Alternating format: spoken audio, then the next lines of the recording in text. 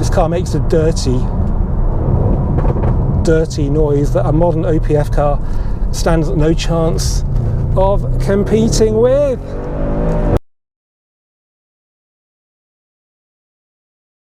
Hello guys, and welcome back to the Volks Wizard channel. Now, earlier this year I declared the C7 Audi RS6 as my favourite Audi RS of all time. That's due to its combination of comfort, agility, practicality and pant wetting performance, all wrapped up in a super stealthy package.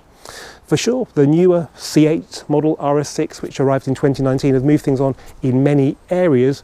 But for me, its brutal looks mean that it can no longer be a sleeper, and I think that's the key part of an Audi RS, particularly the RS6. Well, thanks to Audi UK loaning me this car, we're going to give the C8 another chance at the title in this very thorough head-to-head comparison. We're going to do my usual walk around of the exterior, we're going to have a look at the interior, and we're going to go for a drive. But before we do that, let's start off with some nerdy number crunching. Okay, I'll put my nerdy glasses on and we can crack on then with some facts and figures. Now, these cars are very, very similar. It's the details that matter. So they've both got 4-litre twin-turbo V8s. They've both got 8-speed torque converter gearboxes, not double clutches. A key difference though with the C8 is that it's got a mild hybrid system. That doesn't mean you can drive around on electricity. It's basically an extension of the start-stop system we've had on cars for 20 years. Instead of just switching the engine off when you're stationary, it'll actually switch it off before you get to a stop, and that does save fuel. It can do that because it's got an extra battery that's a 48-volt one, and that runs all the things that the engine would normally run. It does have a good impact on fuel consumption. I think every little helps, but I think both these cars are probably better on fuel than you might expect, considering the size, their weight and their performance. They've both got quattro all-wheel drive and they've both got the sport differential. Now, this was an option on the C7 in other markets, but all the UK ones have got that, and it gives you basically torque vectoring for the rear axle. It makes the car a lot more agile. They've both got adaptive air suspension, though both cars could be spec'd with normal conventional coil springs with adaptive dampers. This is only available on the C8 as part of the Vorsprung pack. On the C7 it was just another option. Power then, okay, the C7 516 metric horsepower, C8 600, so a clear win for the new car until you consider the C7 RS6 Performance, which came out I think around 2016. That came with 605 metric horsepower. 0 to 62 time, well, they're all pretty damn good. 3.9 seconds for the C7, 3.6 for the C8. If you had the Performance C7, it would be 3.7, so it's still not a lot in it between these two. Torque, there is quite a bit of a difference. So normal C7 had 700 Newton meters of torque, the Performance one had 750, but that's still trounced by the new car, which is 800 Newton meters of torque. Now, they haven't produced a performance model of this yet. I wonder if they ever will. If they do, maybe it will be electrically boosted. I can't wait to see what they're going to do with that. Both these cars are limited to 155 miles an hour, but they will go way past that. You could pay extra and have the limiter raised to I think 174 miles per hour. There are rumours that both these cars will get pretty close to 200 miles an hour. There's a thought. Stopping them will be quite interesting as well, because they both weigh around 2 tons, but this is the right side of 2 tons. The C7, 1,950 kilograms. This is the wrong side at 2,100, so 150 kilograms heavier. Width-wise, well, C8 looks wider, but it's only actually 3.4 centimeters wider. C7 is actually 2.4 centimeters longer. Wasn't expecting that. Front track, always very important with RS models, because it's what gives them their characteristic sort of pumped up looks. Front track is 6 millimeters more in the C8, so not a massive difference. Wheelbase is 1.4 centimeters longer in the C8 though. Boot capacity is identical. When the A6 Avant came out, Audi were very proud that even though the back was swoopier, the designers had managed to actually keep the same boot capacity as the C7. So presumably that was their target and they achieved it to perfection. They both got 545 litres with the seats up, which goes up to 1,680 litres with the seats down. That's enough for most people. Right now, let's have a look around the outside of the stunning Audi RS6 Avants. But before we get started, I'd like to say a big thanks to everybody who has subscribed to this channel. Every single subscription means a lot to a small channel like this, so big thanks. If you haven't subscribed yet, then please do so. There's an icon on the bottom right of your screen, you can click that. There's a link in the description of the video below, you can click that. And if you haven't got those, have a look for the famous red button and click that. Back in 2018, when I was still working for Audi Driver magazine, I visited the factory where the A6 and RS6 are manufactured for the launch of the A6 Avant, and I got chatting to the designer, Paris Cybulski. I remember clearly saying to him, Paris, you've done such an amazing job with the A6, how are you going to make the RS6 look even better? And he couldn't say anything because we were still a year ahead of launch, but his eyes just lit up. And a year later, when I saw the new RS6, I knew exactly why he was so excited. It looks incredible. It's just so pumped up. Audi design chief Mark Lichter says Daytona Grey shows off the curves of a car the best. But Mark, why does this C8 in ultra blue look so much more pumped up than the C7? I don't get it. Even the wheels, they're 21s on the C7, that's not small, but they look tiny compared to the 22s on this C8. Anyway, I'll let you ponder that. Let's start at the front like we normally do. So I should point out this one's been debadged, so might look a little bit plainer than usual. I mean, these black badges don't exactly stand out on the C8. What does stand out though is the width of the grille. So you can see it goes under the headlights on the C8. It sort of stops at the headlights on the C7. That means there's a lot more room for these lower outer intakes. On the C8, there's not a lot of room, and they've kind of made them triangular, which I got to say, I don't actually like, and I hate it on cars where they've got the matte aluminium, which highlights this shape even more. We've got these nostrils though, which are a nod to the Sport Quattro. Both cars have got LED matrix headlights. These came in on the C7 halfway through production at about 2016, and it's really cool to have those. The C8 ones have got a light signature, so it does funny things when you lock and unlock the car, which is a bit of a gimmick. They've got this blue bit down here, which used to mean laser headlights, but I don't think it's got laser lights. It's only 3 centimeters wider, but it looks half as wide again as the C7. I don't get it. Anyway, let's have a look at the side then. So we've had a look at the wheels briefly. Tyre size is actually the same, so 285/30/22 for the C8, 285/30/21 on the optional 21s for the C7. We've got black mirror casings on the C8, which should be quite cheap to replace because they're not carbon fibre, and quite important when it's such a wide car. We've got the matte aluminium on the C7, which was an Audi tradition going back 20 plus years. I actually want to tone them down on that car, maybe go body coloured, or even carbon would look more subtle than those. We've got quite an extended sill on this car with an extra sort of fillets of carbon fibre on this carbon black edition, and you can see how the arch kicks out there, which just gives it such a muscular stance. Interestingly, on the C7, yeah, the sill's a lot more boring really. It's still pumped up compared to a normal A6, but it just looks like nothing compared to this.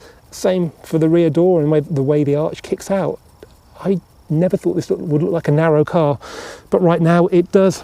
What's interesting is the Audi fitted stone chip protection to the door and the dogleg on the quarter panel.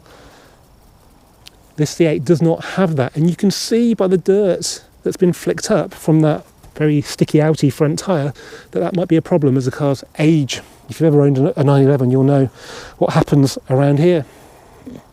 So yeah, at the side, they're both quite plain, a bit more going on at the sill level with the C8. We've got carbon black, which means black window surrounds, black roof rails. So yeah, it's quite a toned down car. Okay, this has got like matte aluminium, but it doesn't make it look aggressive or fast. It just looks like an all A6 TDI, which I think is pretty cool.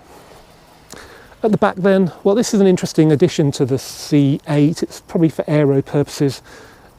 On the C7, we haven't got that there. We've got a similar sort of spoiler. Yeah, very similar really.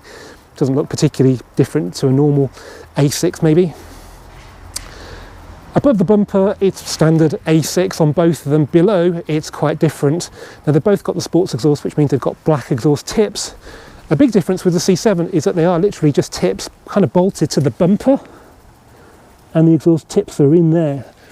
On the C8, they are actually genuine tips attached to the exhaust system. There's even a flap in that one, which is, you know, I guess a bit cooler. They look a little bit bigger. The bottom of the bumper is a bit busier on the C8, so on the C7 we've just got a plain gloss black diffuser, nothing else really to talk about. It looks cool. There's more going on here, whether you like that or not, I don't know. On this car, at least it's carbon fibre, not matte aluminium. I'm a bit surprised by these joins here. They look a bit cheap, but then if you damage this, it's probably a good thing you can replace it separately, say you're back into something. So we've got gloss black, honeycomb there, and that carbon bit. So again, it has the effect of looking a lot wider as a result. Yeah, look at that. Oh, and we've got this reflector here, which I've never really noticed before. So yeah, a lot going on. I think on this car, the reflector is just in the rear lights. A lovely little feature of the C8 is that the designers planned the LED segments to look unbroken at night by spacing them correctly so the shut line for the boot doesn't affect them. Okay, now let's have a look inside, starting with the C7.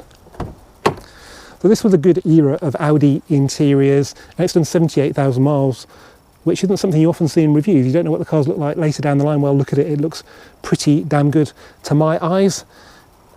One thing I should point out that I was quite surprised about was how hard and scratchy this top of the door was. It's really in contrast to the rest of the car.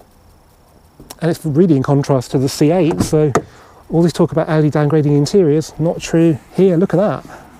Anyway, come to the C8 later. So yeah, that's disappointing. That's nice though, shiny carbon fibre, Alcantara, chrome tips on the switches, contrast stitching there, standard Bose sound system. Floor mats, very plain, no, not even contrast stitching, but decent quality. Look at that, 78,000 miles and they look good. Carpet is good. You can see it's got horizontal lines in it, like a weave to it, that's good.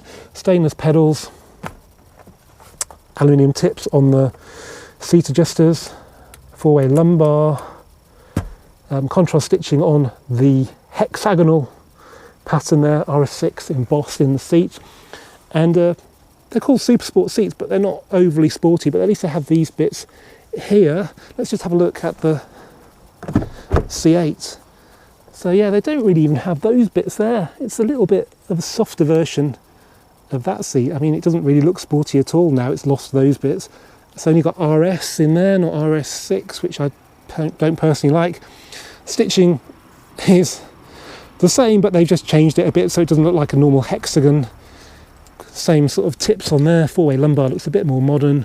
Extendable thigh support, they've both got that. Carpet quality, well again, hopefully you can see the lines in there, so unusually for Audi they haven't downgraded that. Floor mats are gorgeous, but bear in mind this is a high spec carbon black edition, so yeah, contrast stitching on there as well.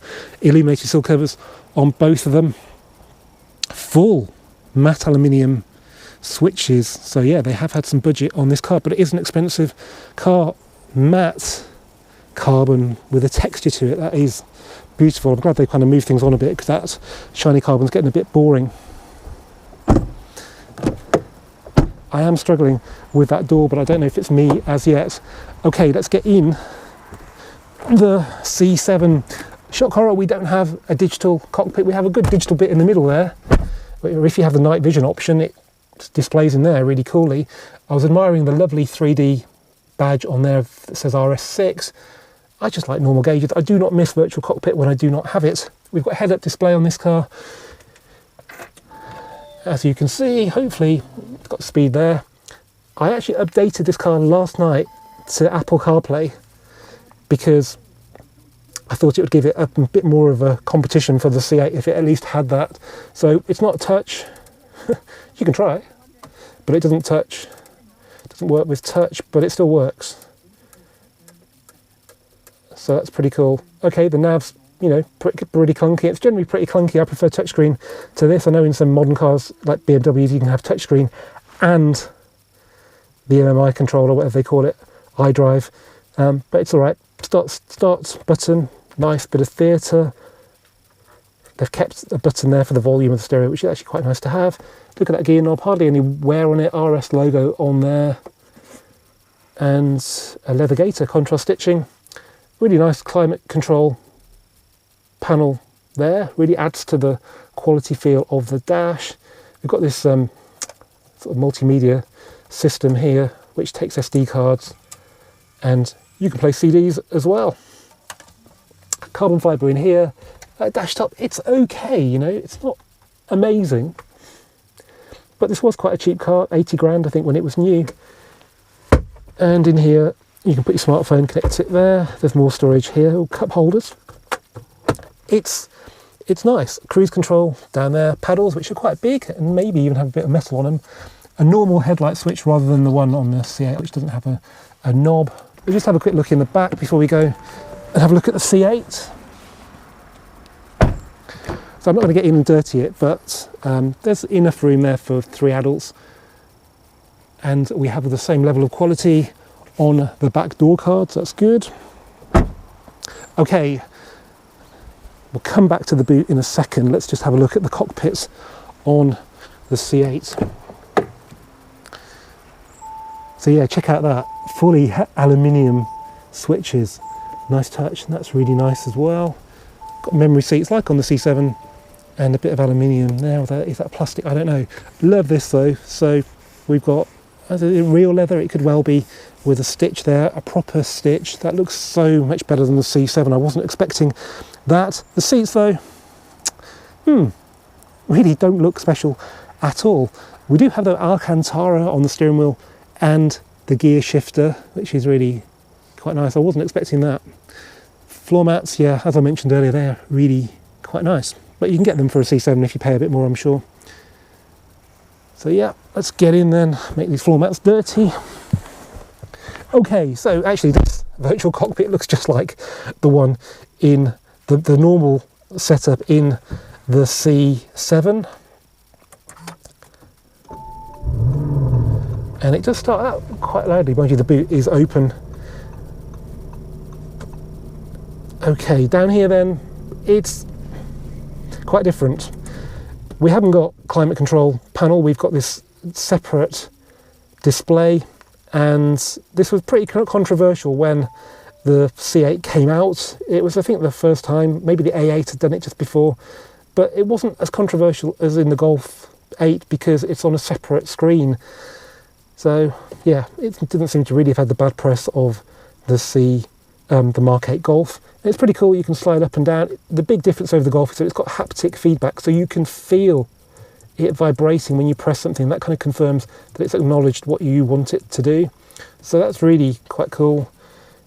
Reasonably good infotainment screen, but a bit like the C7, you'll just be using Apple CarPlay, so there's no point me taking you through all the different things on here because most people don't use it.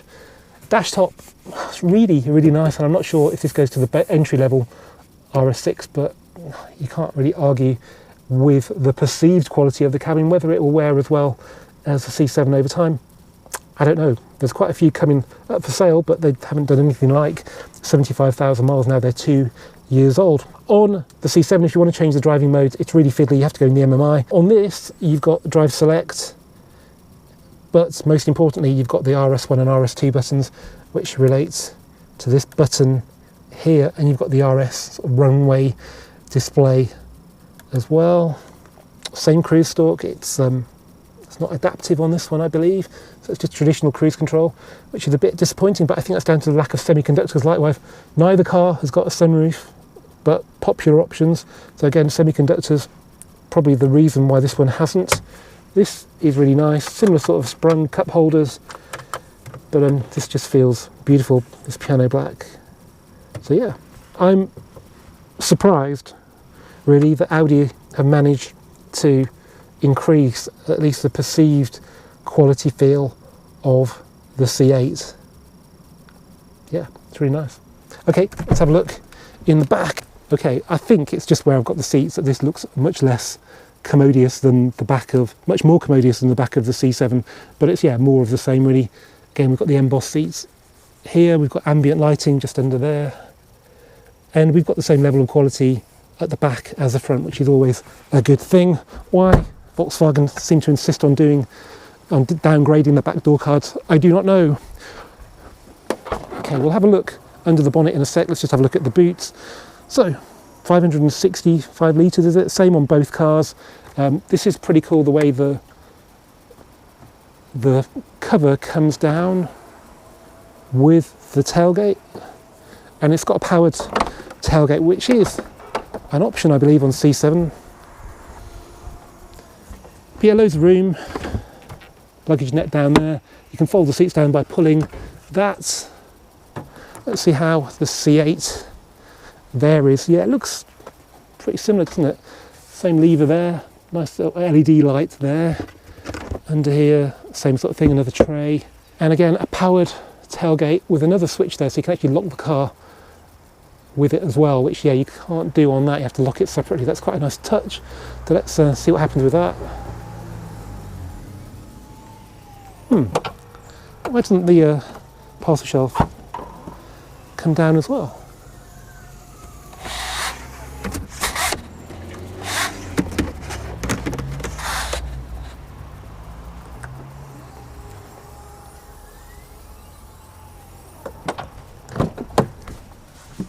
Oh wow. And finally, let's have a quick look at under their bonnet, starting off then with the C7. So we've got a 4-litre twin-turbo V8. Can't really see an awful lot now, but if we pull this up, look at those beauties. Two pretty big turbos nestled there within the banks of the V. I think that makes that a hot V engine. You can see the air comes from this airbox on the side and has to sort of go around a corner to get into the turbos. We've got a coolant header tank there, which seems to be missing from this car. I don't know where they put it. Maybe it's under these panels. There's no airbox either. It must be really in the front of the car, because these are the air intakes, so the air goes straight in. So it's probably got a better ram air effect than on the C7, and that probably gives it the extra 50 Newton meters of torque. We can't see the turbos either because they're under that cover, which is a bit of a shame. But yeah, check that out. Very visible under the bonnet is the ECU. Now this will get a lot of cooling being behind the headlights, so I think that's why they put it there. Traditionally it's under the windscreen where it won't get much air, but there must be a lot of number crunching going on in this Bosch ECU, and that's why it needs a lot of fresh air. Well guys, I thought we'd start off then with my C7 RS6. I realise I've not introduced this to you guys on the channel. I bought it in June off a friend. He was buying the new RS6 and he was just going to give it to WeBuyAnyCar.com. It was the right money.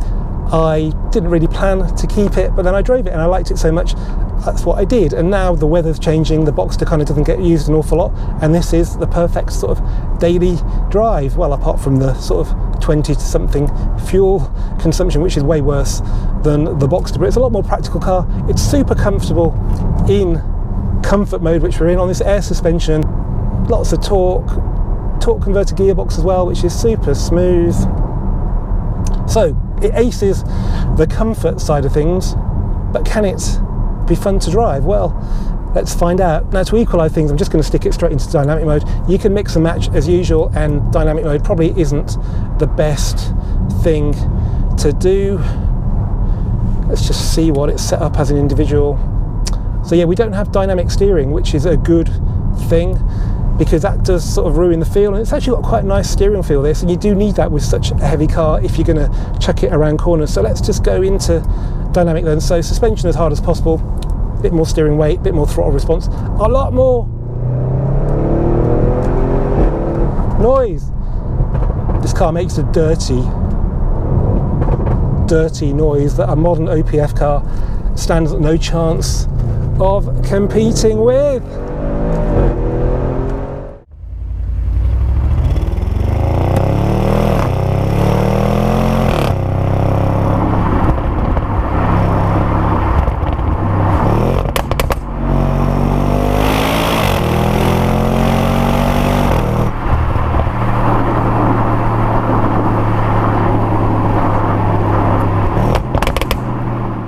Probably a good time to talk about the brakes. So 390 at the front, all right, a bit smaller than the C8s, but they're perfectly fine for the road. On track, you will melt them, but if that's what you want to do, drive one of these on track, well, you'll probably be able to afford a good track car with the amount of maintenance you'd have to spend on this car after a couple of track days. So, not my ideal track car, but it would work, I think.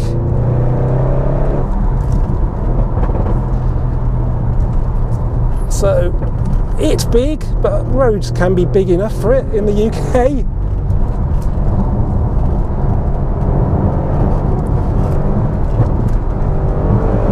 Oh, it does get the blood pumping, that's for sure. But I just want to turn around because that corner we just come round, I drove the C8 round there yesterday, and I was like, suddenly I could get the C8, and I really want to see 60. I just want to see how this compares. So as I said, we're in dynamic mode. It's not too hard, it's all right. My passenger may not agree, but on my own I think it's fine. So we could tip it in and it felt good. This feels a bit scary, but I would say the C8 is a little bit sharper on that corner. It doesn't seem to roll as much on entry, which gives you a little bit more confidence to get on the gas early.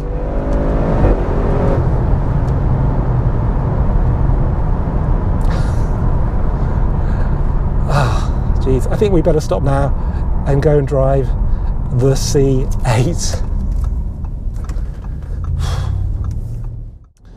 Well, this is literally a back-to-back test. I've just got back, swapped into the C8, and it feels beautiful in here. It's just a class above.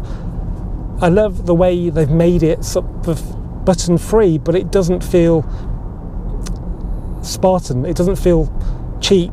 It feels beautiful. I mean, the C7 had a solidity to it, but this has got a solidity and a luxury to it. It's quite amazing, actually.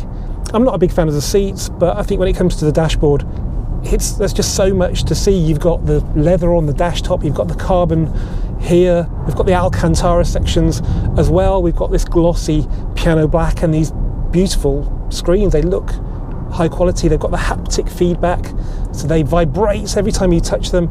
It's good. Now we're in comfort mode, as we were in the RS6 to start off with, and it does waft really quite well.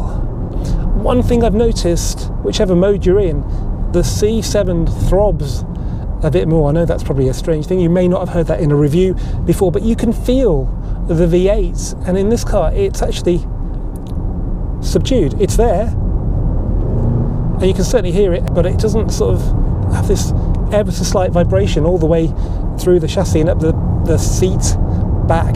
It's subtle, but when you drive back to back, it's the kind of thing you notice. So yeah, it does the waft okay. I wouldn't say it's any quieter in here. In fact, with 22s, it might be a little bit noisier.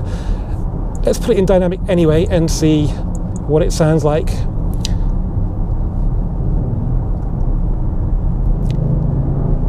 Okay, we can hear the V8. I'm pretty sure it's authentic, but it certainly doesn't sound like the blitz when you come off the gas. There is sort of a thump as if you've just driven over a rabbit. It doesn't sound like small arms fire at all.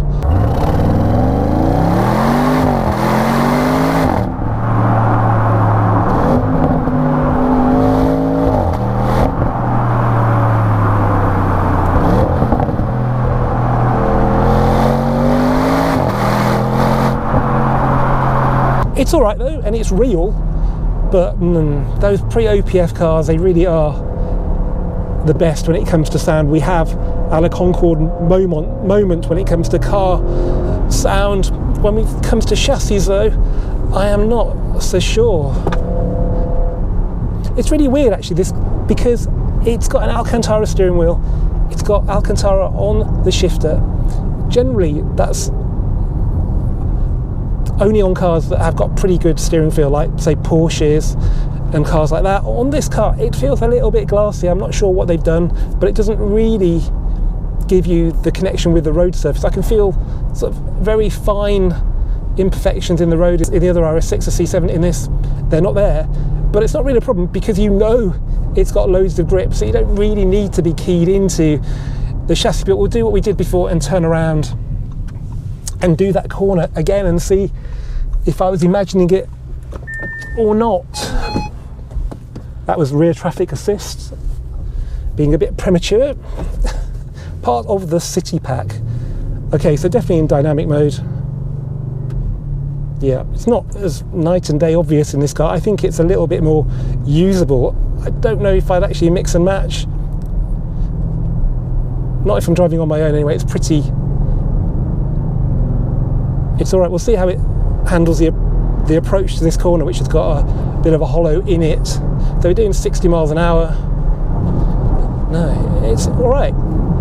It's firm, but it's got a little rounded edge to it. Okay, here comes this corner then. So about 60 on the way in, drop a gear, turn in, and yeah, it's so much more confident and inspiring. I nearly went off to the left. And then you get on the gas. So there's this initial phase in the corner where this just nails it, and even this corner with that telegraph pole, it's fine. And you can get on the gas so much earlier.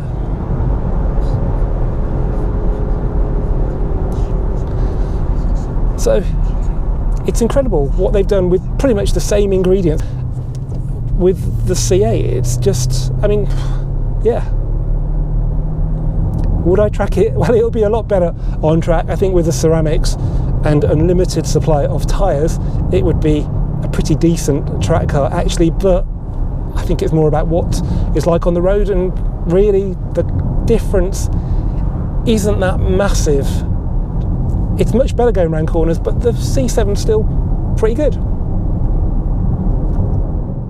Well guys, it's been pretty amazing to be able to drive these two crazy estate cars back to back, so big thanks to Audi UK for the loan of this pristine carbon black edition.